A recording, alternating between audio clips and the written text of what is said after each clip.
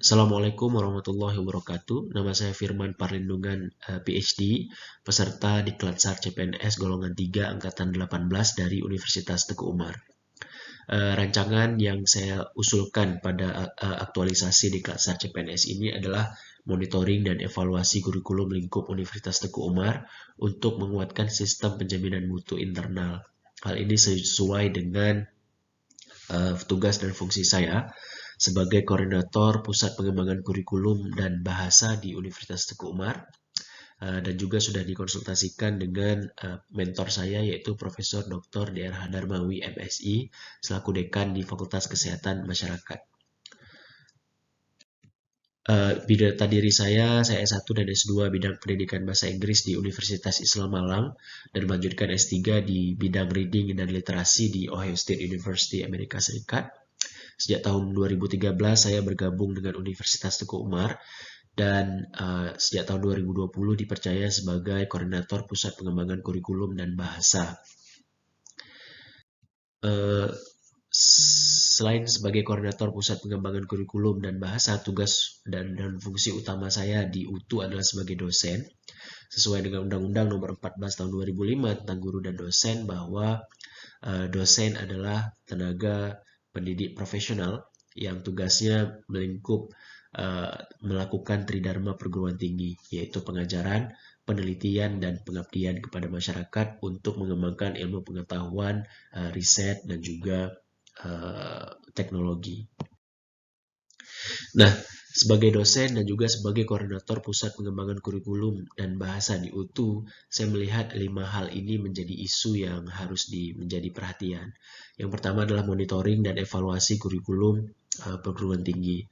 Dalam SNDikti atau Standar Nasional Pendidikan Tinggi, kemudian dalam Peraturan Rektor tahun 2018, dan juga dalam Pedoman Pengembangan Kurikulum di perguruan tinggi, disebutkan bahwa perguruan tinggi harus melakukan monef kurikulum minimal 2 tahun sekali atau maksimal 4 tahun sekali. Nah, UTU terakhir melakukan monef kurikulum pada tahun 2019, kemudian mendapatkan akreditasi institusi pada tahun 2020.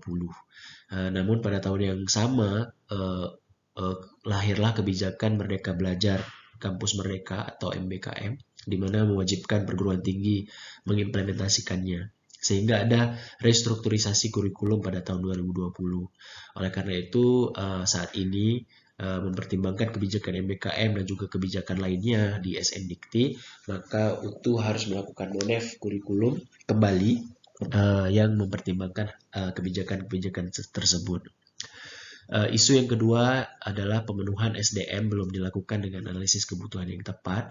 Jadi seringkali misalnya permintaan, misalnya formasi CPNS itu yang diusulkan lain, yang keluar formasinya lain lagi, begitu. Nah, itu menjadi masalah, terutama untuk prodi-prodi yang skala kecil. Misalnya saja di aquakultur yang jumlah mahasiswanya sedikit, misalnya tahun kemarin prodi mengeluarkan mendapatkan formasi CPNS sebanyak 5 orang dosen, dan 5 orang dosen ini kemudian membebani prodi karena tidak sesuai dengan kebutuhan yang ada di prodi. Itu yang terjadi saat ini. Yang isu ketiga adalah pemanfaatan sistem kepegawaian belum optimal. Jadi di UTU ada SIMPEK atau sistem informasi kepegawaian, tapi SIMPEK ini belum dimanfaatkan dengan maksimal, hanya sebatas sebagai bank data saja bagi dosen. Misalnya pihak kepegawaian atau pihak-pihak lain yang perlu data dosen seringkali diminta langsung kembali ulang lagi dengan dosen tersebut. Jadi bukan memanfaatkan SIMPEK di mana data dosen sudah ada di sana untuk kemudian diolah dan untuk keperluan apapun. Jadi tetap berulang kali dosen harus menyerahkan lagi dokumen yang sama berulang kali ke pihak-pihak tertentu yang ada di UTU.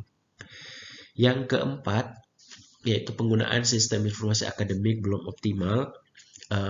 UTU punya SIA, sistem informasi akademik, yang kemudian diupdate pada tahun lalu menjadi pintu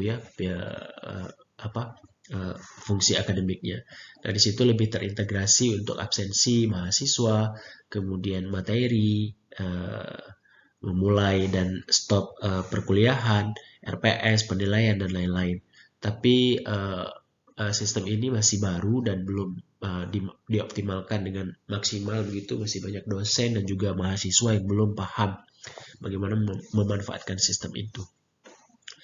Dan nomor 5, peningkatan jenjang karir dosen belum terencana dengan baik. Saat ini jumlah lektor kepala maupun jafung lektor di UTU masih sangat sedikit.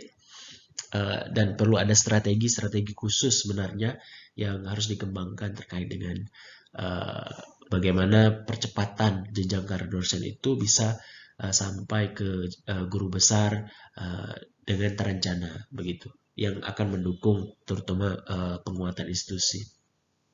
Nah, dari 5 isu ini yang menurut saya adalah sangat relevan dan sangat penting dilakukan karena saling terkait begitu adalah monitoring dan evaluasi kurikulum di tingkat perguruan tinggi. Karena MONEF ini adalah proses ya, standar proses kalau dalam akreditasi masuk dalam kriteria 6 bidang pendidikan. Jadi memang menjadi jantungnya perguruan tinggi begitu untuk menjaga mutu dan kualitas penyelenggaraan pendidikan. Dan MONEF ini juga sejalan dengan tugas dan fungsi utama saya sebagai koordinator pusat pengembangan kurikulum dan bahasa di UTU, sehingga memang sudah direncanakan dalam rapat kerja dan juga dalam anggaran begitu untuk mengalokasikan dan mengimplementasikan monitoring dan evaluasi kurikulum ini di tahun 2022 ini. Oleh karena itu, saya menganggap bahwa MONEF kurikulum ini adalah dianalisis secara AKPK begitu dan juga mendapat peringkat yang signifikan ya untuk dilakukan. Nah, ini adalah analisis tentang bagaimana MONEF kurikulum sangat relevan untuk dilakukan. Saya menggunakan fishbone diagram dengan 4 indikator yaitu surrounding, system, skills, dan suppliers untuk menganalisis sebab akibat jika MONEF ini tidak dilakukan.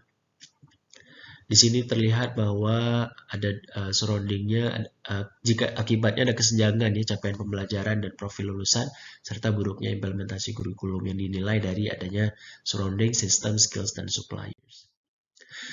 Oleh karena itu, daftar kegiatan yang saya usulkan terkait dengan MONEF kurikulum ini dibagi menjadi 3 tahapan: persiapan, pelaksanaan, dan evaluasi.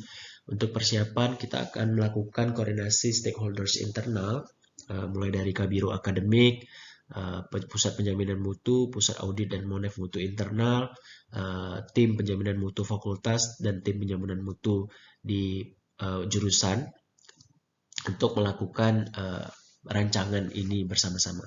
Kemudian melakukan FGD seluruh prodi, menyusun instrumen, menetapkan mengesahkan indikator, kemudian melakukan MONEF oleh auditor, dan rapat tindak lanjut manajemen serta menyusun laporan.